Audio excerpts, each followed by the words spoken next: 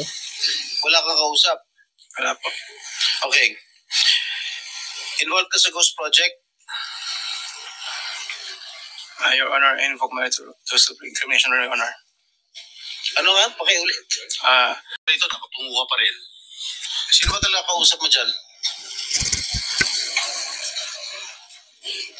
Gusto mo yung mic? Wala po, Your Honor. Pero ka ba, abogado? Yes po, Your Honor. Ikaw may-ari ng Wawaw. Correct? Your Honor.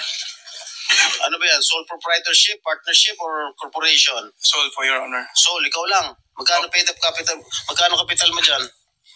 Nung una po is 9 million po, 2017. 9 million. 2017 po nag-start po kami. 2017 po. 2017. Up to now. Hindi po. Sole proprietor pa rin hanggang ngayon. Opo. Paano ka naka-garner with 9 million as your capital? Paano ka nakakuha ng malalaking proyekto sa DPWH? Nag-start lang po kami nung 2019 po na may nagka-project po. 2019? Opo. Sino kausap mo? Wala po, Your Honor. Wala po. Yeah, dito? Wala kang kausap?